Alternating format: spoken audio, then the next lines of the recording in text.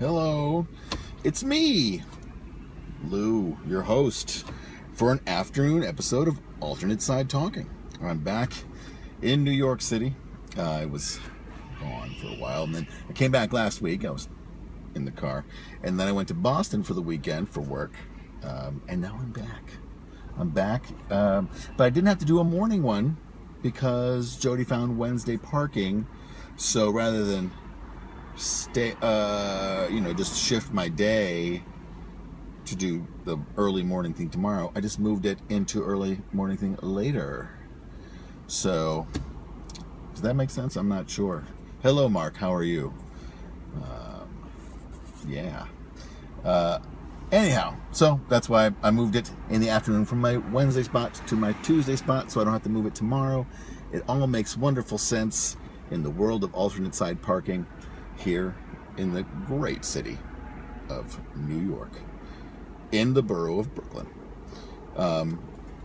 It's interesting. You know, the street back there, Columbia Heights, it has a parking thing where you only have to move it from like 8:30 to 10 or 10:30 or something like that, which is one of those like, why is that street different than all the rest of the streets here? But I don't get it. I do not get it.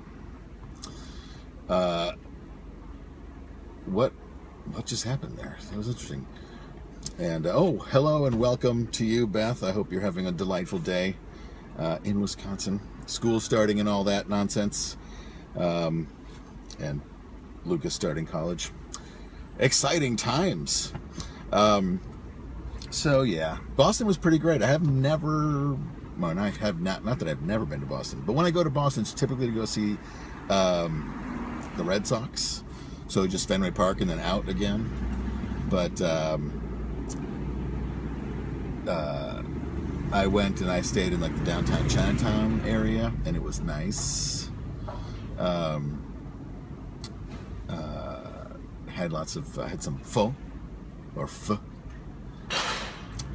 Most white people pronounce it as pho. Soup from a Vietnamese place, and then I got a crazy Chinese hot meal twice. That was good. It was good. There's a lot of, you see this everywhere now. A lot of stumble bums. A lot of they have a lot of problems with opiates in Boston, as evident in all the train stations and all that. The trains work great, or whatever they call they're like rolling bus things underground. Those worked fine. Got around. I'd go back to Boston. People were friendly enough, although it seemed like every night there was like some hardcore stabbing news on the on the news, including like someone who went to our show got stabbed, but I don't know the whole detail about that. They got stabbed later in the evening. That had nothing to do with our show in general. But hey, Mark, I'm glad you think that pho is sweet, or pho, doing the Vietnamese pronunciation. I don't know if it's really pronounced that way. I've heard it's pronounced pho. Yeah, I was in Boston, Vivian. Thank you for asking. I was in Boston for work. We did our North American finals at the Boston Garden, or TD Garden, now that we're in a world of complete corporate sponsorship. So, TD Garden, it was lovely. And Mark asks, afraid of a few stabbings. I prefer to avoid stabby areas of towns if I can. And certainly, there's a percentage of stabbing opportunity. But I did not want to be around, if there's a high incidence of stabbing. No, thank you. But I did not get stabbed. I'm street smart. I pay a lot of attention. What is that? Live views. What does that mean? Oh, I see. It shows all the people who are watching. That's interesting. Now I can see. I hope everyone is having a great afternoon, including the people who have left. They can't hear that well-wishing, but what are you going to do? But, yeah. So stayed in a nice hotel. I didn't know the hotel I stayed at, the Hyatt downtown, not Hyatt Harbor. had a saltwater pool to swim in. I don't know what the benefits are of a saltwater pool, but people seemed to know about it and bring their swimsuits and use it. It wasn't like a frolicking pool. It was just your typical gym exercising pool. But, you know, I would have liked to have known. Chances are I probably wouldn't have ended up using it. Often I bring a bathing suit and find little free time to do that sort of thing. But I did use the gym. That was nice. Well appointed. I wrote a TripAdvisor review of that hotel because I like receiving imaginary kudos and badges from things. So I got my level 3 hotel expert badge. I was going to say, there's a lot of people. So I got here at 5:05 and like flew around the block, and already on my block, I'm not even on my block. My block, which is the next block over, was, I would say, 80% parked in, and, you know, people parking in weird places so that the spaces don't make sense. So I just pulled in a block further than what I would like to be. Normally I like to park right out across the street from my apartment so I can actually just look out the window and be like, it's still there. Not that I'm really concerned it will be stolen. This is a long day from the days when people had to have the club in their car, you know, or, you know, warning, protected by Viper, that kind of thing. But yeah, I just like to be able to see it and make sure no one's throwing a rock through the window, which happened 3 or 4 years ago. This window, if it was here and not recessed, was smashed out. I think I've mentioned that before. By some dude who was trying to steal the GPS we don't use anymore. But yeah, unfortunately, because this is Alpha Tuesday, Alphas all got into their cars around, like almost exactly at 5 o'clock and started moving the cars over. Some people move it earlier, and I can see down the street that there's still an entire line of cars that hasn't moved yet. So the other hasn't not moved the 15 feet across the street to have their perfect spots. And boy, oh boy, it's infuriating that this Tuesdays are so competitive like that. You know, Cuck Wednesday, much more relaxed. You could probably come 5:30. Why don't I do my car on Wednesdays? Look, we can go into the absurdity of why we do things. Just happens to be that way. Sometimes you get a Tuesday spot, sometimes you get a Wednesday spot. It is ridiculous. But yeah, sitting in the car by myself. My potential guest said she can't make it. So we've been talking about turning the afternoon car sitting into sort of a cocktail hour, you know, alternate side talking happy hour kind of thing. This would require me to actually think of a cocktail to make in the car. So that would be, it's not impossible. It's just sort of requires a lot more forward planning than I normally would do. But that might make for an entertaining afternoon of trying to mix a cocktail in the car with all kinds of bitters and, you know, real craft shit. The craft cocktail shit. But then the thing is I can't drink it, because if the car is on, the car has to be on to keep the phone powered. I think it's probably illegal for me to drink while I'm sitting in here. What do you think? Do you think that's true? A lawyer man might know, but I don't know. Yeah, no. Yeah, what I'm saying is, if I make a cocktail, but I'm not drinking it, and we're parked, you think it's still illegal for the other person to drink it? And would the police be like, are you making cocktails in your car? But if I pre-made a cocktail and they just drank it, but I shook it up in the car, I'm not sure. Hello, Rachel. Welcome joining. It's illegal for, okay, well, Vivian, you're saying it's illegal to drink in the car even if the car is parked but the car is on. Now, I mean, I've seen cops and then you find a person who's asleep at the wheel and, you know, that kind of thing. I think I would be breaking the law, but I think it might be worth it, just for entertainment value. What if the car's not on? These are all questions the lawyer might be able to answer. Now, Vivian, I know you're not a lawyer, but maybe you know a lawyer. Let's see. Oh, Rachel is saying that as a lawyer in automotive booze law, it's all legal. So there you go. Perfect. Now we all can drink in our cars. Thank you. Thank you, Rachel, for giving us permission for that.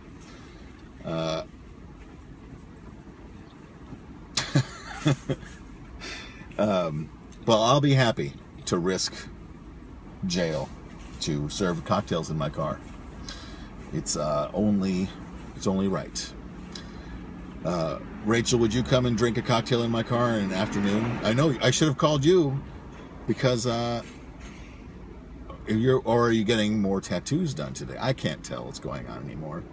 The world is topsy-turvy. But, oh man, I'm sweating. Hey, it's Finn. Melchior has joined. Finn, I was just talking about having cocktails in the car for alternate side parking afternoons. In the morning, I don't think that's such a good idea. If I could, like, make an egg in the car, which I'm sure there's a way to do, I could make myself a breakfast. I'm sure people would want to see that. Why not? But I was thinking about having, alternate side happy hour in the car, and a different cocktail every week. But the tricky part of the legality, certainly I'm a scofflaw.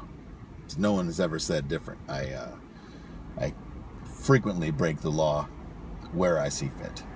I ride through red lights on a bicycle sometimes. Let's see, what else? Numerous crimes I don't want to incriminate myself with. But maybe if we're drinking in the car, doing the illegal things, I might open up. What are you saying? I know I've got a lot of mezcal on the way back from New Hampshire. We stopped at the New Hampshire liquor store right at the border because they always have lots of cheap booze at those things. So we've got what it takes. Probably need to buy like bitters and things. What kind of, like maybe, make some sort of car related cocktails. This is so many possibilities. Let's see. Carburetor culotta. Maybe I'm thinking too much like cars now. Maybe too punny. Radiator Springs type puns. Oh, a sidecar. Sure. Great one. Great one. Oh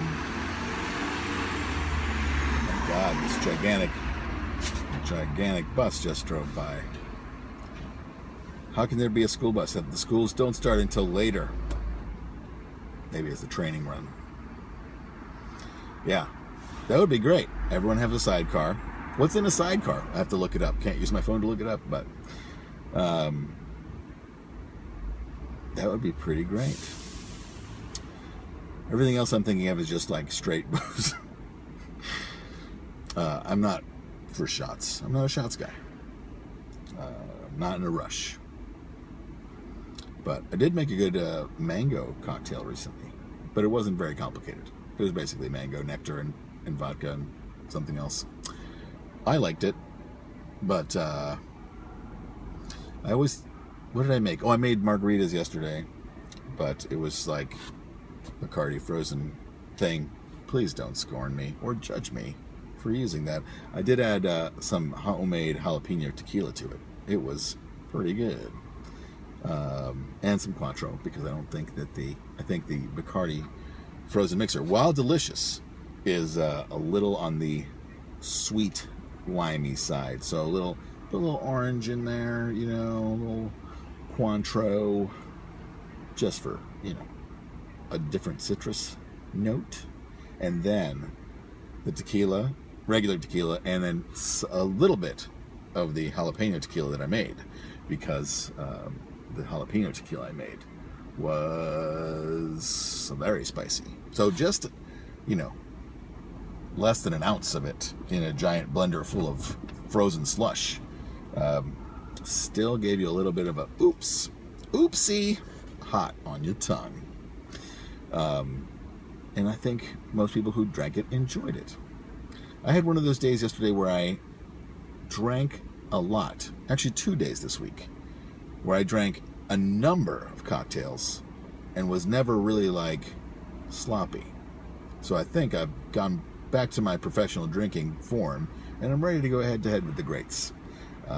Ready to go right into the sort of Indiana Jones head-to-head drinking competition that Miriam does with the unnamed mannish woman in the Himalayas, or wherever they're supposed to be. I forgot where they're supposed to be in that movie. I'm sure an Indiana Jones nerd will be happy to tell me. But yeah, I was surprised. The straight booze, I was fine, and it was like an open bar. The first time I was drinking, I was like, I had like 5 or 6 Moscow Mules, sober as a judge.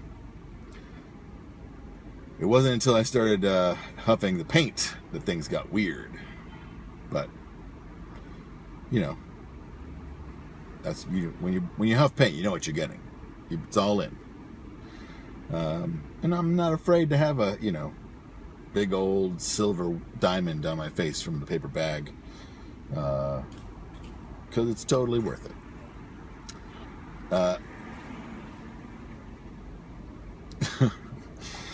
No, thanks for asking, Rachel. My stomach was okay.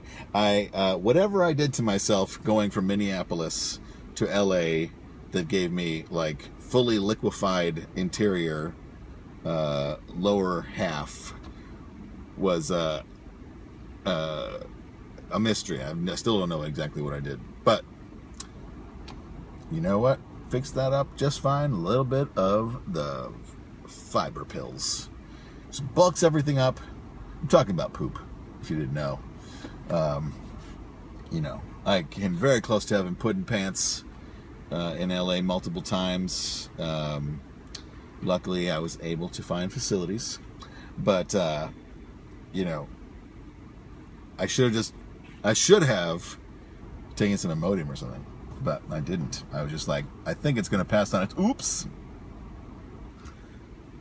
for like a whole week. I think it's oops. But I'm fine now for the most part. I mean, I should keep a poop blog, or dirt diary, I think someone once called it, just to sort of let people know how my colon health is doing. But is that fair without keeping like a running yes, I can eat coconut husks. I've had the inside of coconut scraped for me in the past, in a way that I thought I was eating coconut meat, and it was actually just a spoonful of husk. That didn't feel very good to chew. But yes, now I'm fine. Nice, healthy dukes, a nice, firm coil. Yeah, just imagine in your mind it's coming out. It's a wonderful thing. Did anyone ever eat peanut shells? Like, not just peeling the peanut and eating them. I can remember distinctly being like, I'm going to eat the peanut shells. And then later being like, why was I doing that? It was really like not a great sensation. And then I felt like it was not great on the insides of my body as well. It was unpleasant. I mean, peanuts I enjoy. The peanut part was great. It was that sort of fibrous, salty shell that was not so good. And then when I'd eat them, I'd be like, it just reminded me of like eating off the floor of a bar. Ooh, peanut shells. You guys throwing those out? Let me grab some of those. Yeah. I don't recommend it. It won't kill you. eventually something will.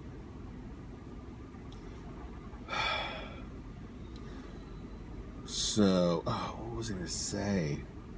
If you guys have been watching Breaking Bad, I'm finally getting around to watching it. I can only watch it on my iPad when I'm alone or late at night. So that's what I've been doing. It's the only way I can watch the shows that my significant other deems too upsetting to watch. So, or too childish. So, in this case, it's too upsetting. She just can't. It's too close to home. But I'm on season 2. That's how. I mean, I started watching it. I made it like in the beginning of season 2, and then it was just like, it's not worth having to turn off whenever Jody comes in the room or whatever. So, it sucks catching up on a show like that, but it's entertaining. What else was I watching? Oh, I hear a lot of good things about Ozarks. Haven't started watching it. And I've been trying to catch up on Rick and Morty. Trying to force Jody to watch Rick and Morty, because that's always really great. It's trying to force somebody to watch a show that they're not really interested in. You're going to love this part. Watch this part. It's funny. What? The new Rick and Morty is so-so? People like Rick and Morty. I like it. Or Ozarks is so-so. There's a little bit of a lag on the chat side. So,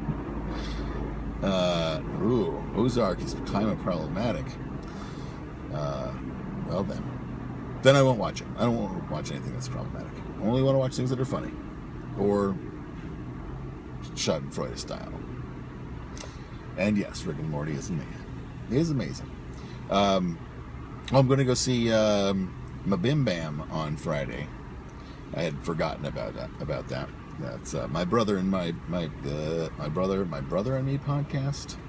They're doing it at the King's Theater, and I am going to be heading over there with some coworkers to watch it. It's kind of amazing that he got tickets, because I've been wanting to see tickets forever. But wait, you saw me in Boston? That doesn't make any sense. Why didn't you say hello? Well, it was nice that you saw me. I wish I could say the same. I'll try to catch up with you at one of the world's events that I hope that you host, because I'm not going to China, so I'll be around. Oh shit! I knew there was the thing, but I'd already agreed to do this thing, with Ryan. And I see there's a Sly Boots show at a different thing that same night. Why can't life be more accommodating to my overlapping schedule? It's not even like I have that much going on, but somehow it manages to be full of things that I can't do because they're all happening simultaneously or when I'm gone. When I was gone, Little Dragon came to town and did a bunch of shows, including a show at the Apollo and a show at a bunch of different places, and I didn't get to see any of them because I was out of town. Now that I'm in town, there's no one to see. It sucks here. There's nothing going on ever. Boy, oh boy, I'm salty. But that's a food choice problem, really. So yeah, I am going to see my Bim Bam, not my coworker's band, on Friday. I feel bad about it. Thanks for that. But she'll play again, I hope. What am I going to do? I'm not going to make excuses. That's it. That's how it goes. Yeah. Destiny 2 is happening today at midnight. My coworker told me he was going home early to go to sleep so he could wake up at 11:30 to make sure he was able to log in to play Destiny 2. And that's commitment. I have to make sure it downloaded. Hello, Lisa Nishanian. I wanted to say thank you to Lisa for donating to my wife's cancer walk. She's going to be walking 30 miles in next month. She's already up to 10 miles without problem, but she's giving herself crazy blisters. Last time, I mean, walking 30 miles is pretty brutal. Even if it's over 2 days, she still ended up with massively bruised feet. But she does it for a good cause, in her own cause. But I forgot what I was talking about before that. It doesn't matter. It's free-form nonsense. In other news, Rachel might like to know that I got an extra microphone and another audio DA. Oh, hey, what's happening? Luis Saraleghi, former co-worker of mine. We're both wanted to be called Lou, but I was the older Lou, so I got called Lou. That was great. At our old crazy job, working for the post-production house, known as Subvoyant, a place that is still in business. Yeah, we got this thing. I wanted to set it up today, but Rachel, talking about the equipment that I bought, I bought equipment to do a podcast setup for more people. And no one's arguing that, Lou Saraleghi. I am certainly more attractive than you. But there's no slamming you. It's just a fact of the world. Yes, so they're getting the enough equipment to have a 4-person podcast. I was going to set up today, but Harsha was in the office and decided to take over that little room that I was going to set it up in, because he wanted to do real work.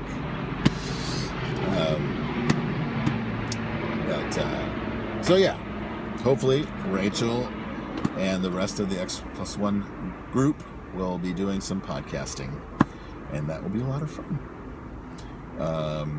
To supplement our live shows that we do once a month. Now, I don't know when the live show is this month, but I have a lot of people asking me when it's going to be. I think that would be a real misery. Luis Saraleghi is suggesting that we go back to work at the place we both worked at in 1998. And I think that would be a terrible mistake. I'm sure it's a lot different there than it was now. Oh, there you go. The next X+1 show is on Thursday, September 28th. So put that in your calendars if you're watching. And make sure that you come to the show. Yes, I was being given grief yesterday for not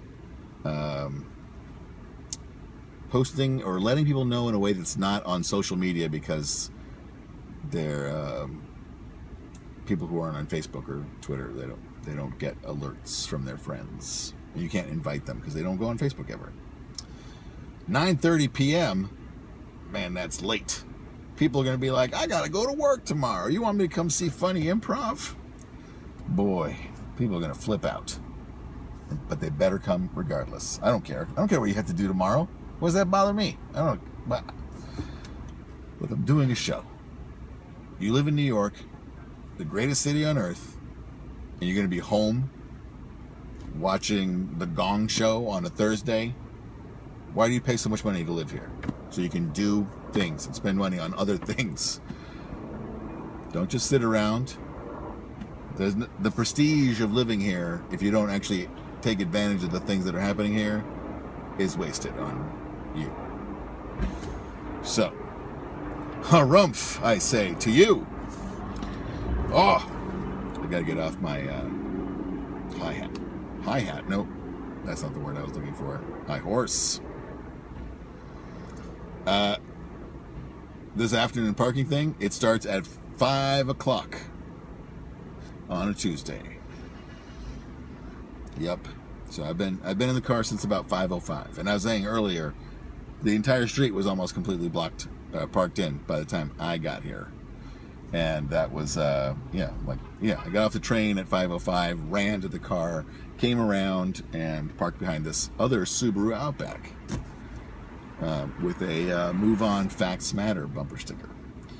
because I was like, oh my God, I gotta move the car. But literally, there's still like half the street on the other side of the street has cars on it still. And it's giving me agita that they haven't moved their cars. Like, where are they going to park their cars? They didn't get back in time to move their cars. It's Alpha Tuesdays. It's miserable. And now we've been joined by Billy Heenahan, who used to live in my building, but now lives several blocks away. Just because he had a baby and needed extra room for the baby. Crazy. But hopefully Billy will come sit in the car one day since he lives so close. Normally, I have to do the Tuesday early, right? Because as I said earlier, are there any spots left on Pineapple? That's a good question. Are you looking to move your car, Billy? I would say no, because I got here at 5:05, and the street was basically parked in. And between Hicks and Henry, there were some spots, but I just wanted to pull in. I didn't want to have to parallel park when there's cars on both sides of the street. It can be tricky, and I don't like tricky. No, straight up, no magic, no devil powers. Just straight up, pull it in parking. Just the way that I like to make love. Straight up, just get right in, don't move, be still, and we're done. Just like that. Yeah. So, yes, unfortunately, Alpha Tuesday parking is a bummer. If you park on Wednesdays, like I said, you can move your car. You don't have to get up at 6:30 and sit in your car. You can get up way later, like 7:30. You can still get a parking spot on a Wednesday at 7:30. You can still get a parking spot at 5:30, 6:30. No, not 6:30. That's too late. But 5:30 on a Wednesday, not Tuesday. What is it about Alpha Tuesday that makes it so much more intense than Cuck Wednesday? I don't know. It's 11 a.m. until 1 p.m. in Bay Ridge. That's what Luis Saralegui is saying.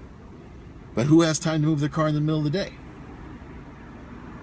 It's like all those weird old ladies who put like a chair in the middle of the street, like in front of their house, so you can't park there. Selfish. But what was I going to say? I don't recall. Yeah, you know, there's a song that I've been listening to that appeared on my iPhone that I don't know how it got there. But I liked it, and I finally looked into it. Because it would pop up on my iPhone, and I'd be like, oh, I'm listening to music. This sounds good. What is it? Oh, whatever. And I finally looked at it, and the band's name is Hunters, and the song is called Deadbeat, and I posted it on my Facebook yesterday, and I like it. And it's loud and punk rocky, but it's one of those things where you kind of like discover a song that came out 5 years ago, and you're like, oh, this is good. Kind of missed the boat on it a little bit, but better late than never, I suppose. What songs are like that for you? And don't say the Beatles, because that is everyone listens to the Beatles. See you later, Lou. Have a good one. Lou Saralegui saying goodbye. I understand. Oh, look. A crazy person just walked by. And then right over here is a small South American person getting cans out of the garbage. Here, I'll share her exploits over here. See? Nope, nope, nope. Can you see her? She's hiding behind the garbage bag now. New York street scene. Yep, see?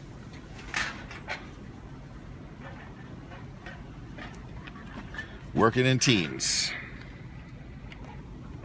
You know, there's good money to be made in cans. $5 a can. That's Blade Runner, Future Times. This is just your regular can collection. 5 cents a can. This lady just has a big bag. Like, you know, you see the really industrious can collectors have like shopping carts where it's like hanging off every angle, and their bone bodies are like, they're just like a giant aluminum monster, just like slowly trundling toward you, like some sort of future embodiment of recycling come to life, you know? Like all those cans eventually became sentient, and inside those plastic bags decided to roam the earth. Collecting more cans? I don't know what they would do.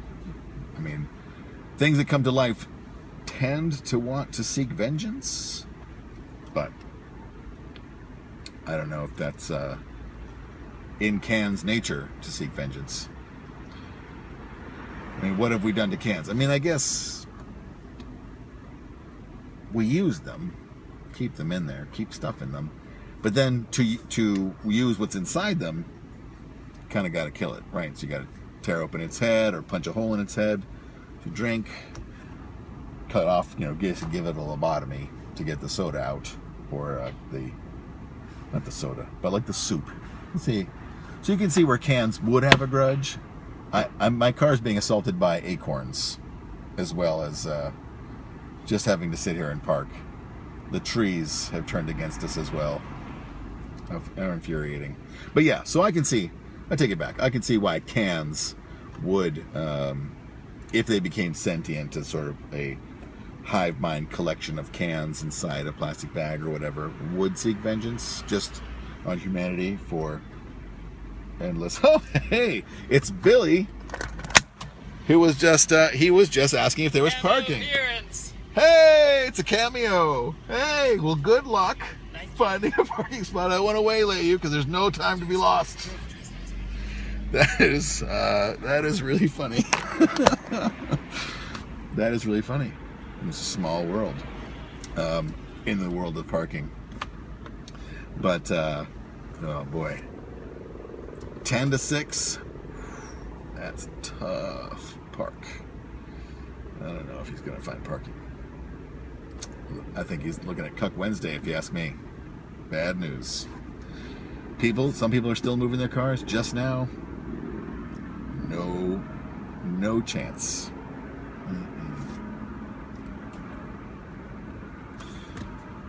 Anyway, so where was I? Oh yes, I had come to the conclusion that cans, once sentient, would take vengeance on humans. You know, you could hope against hope that the cans would be like, understand their place in life, right? That they serve a purpose, but they would probably feel, you know, rejected. And then over time, if you don't recycle them, that rejection turns into resentment. That resentment turns into rage. Rage, as we all know, rage gives life to inanimate objects that then allows things to take their vengeance on humans. So, full circle, cans, if animated, would kill people, but if not recycled. If you recycle them, it's like, oh, we're going back into the pool of potential food things or food containers. A fire engine just went by. This day is just so full of excitement. You got Destiny 2 happening, a fire truck, a school bus, a surprise cameo from someone driving by. Could this day get any better? I'm hoping it could. Because why hope that you've reached the limit of the wonderfulness of your day? Oh, everybody, maybe I should become like a motivational person, speaker type. I think that would be, people would love to hear it. Oh, when you see a fire engine, that's a great thing. It's not great for the people who it's going to help. I mean, it is good, but whatever's happened to those people that need a fire engine is probably bad. But when you see it, when it's not for you, that's a great day. Think about that. Yeah. Keep the frown upside down, right? Oh boy, oh boy. Those fire trucks, I think, are going back to the firehouse because they're not.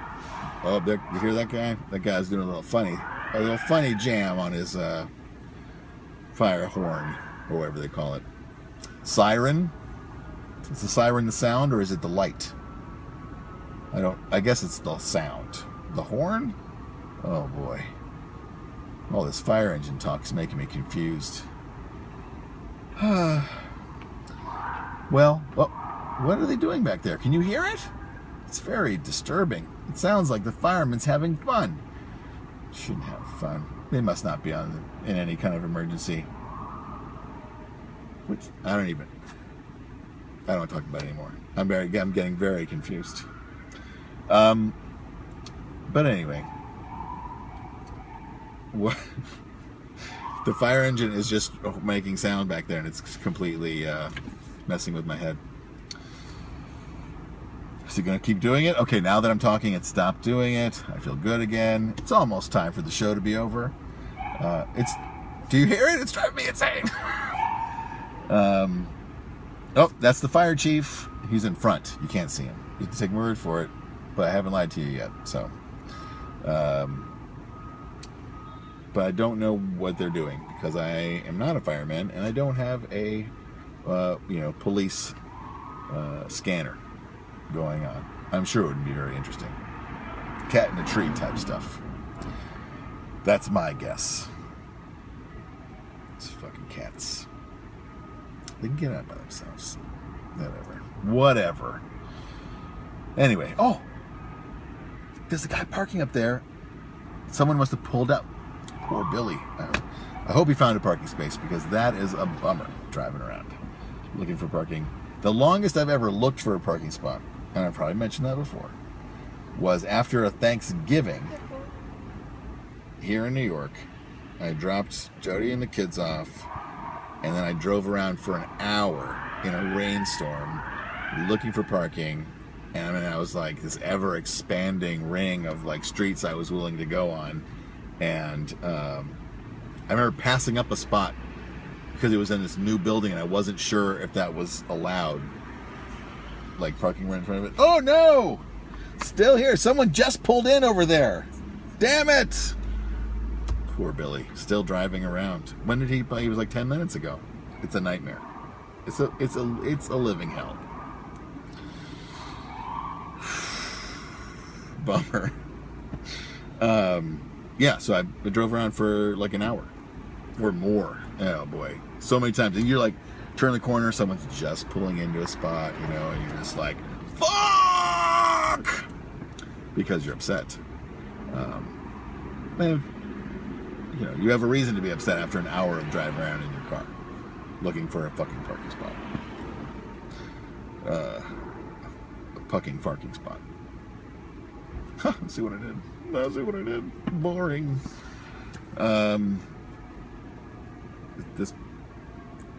This person's maybe gonna complain that I parked too close to them.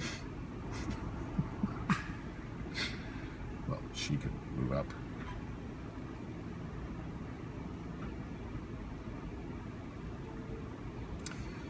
Too close to my car.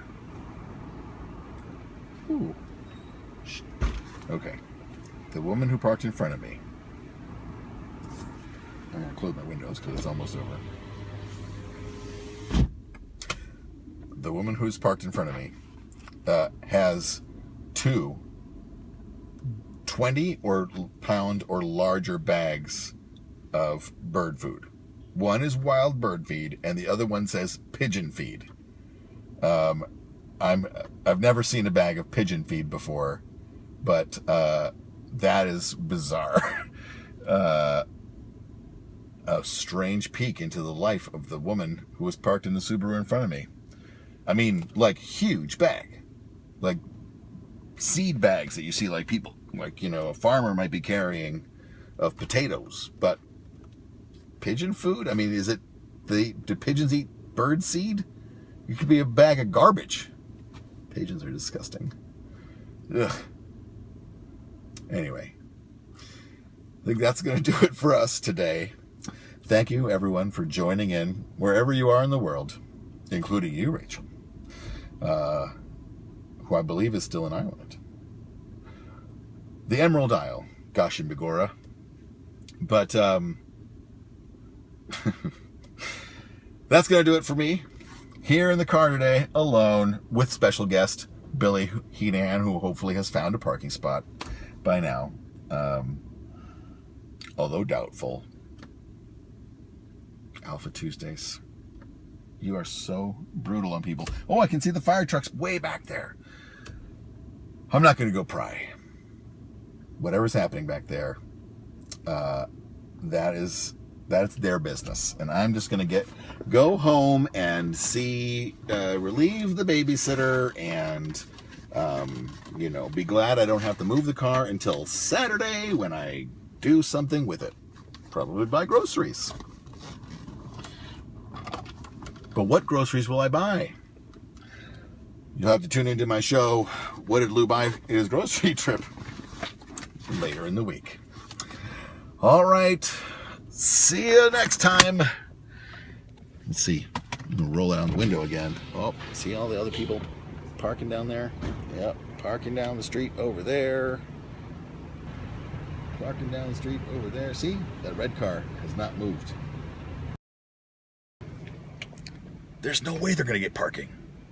They probably have some kind of bullshit scam, fake parking pass from the city. Blah.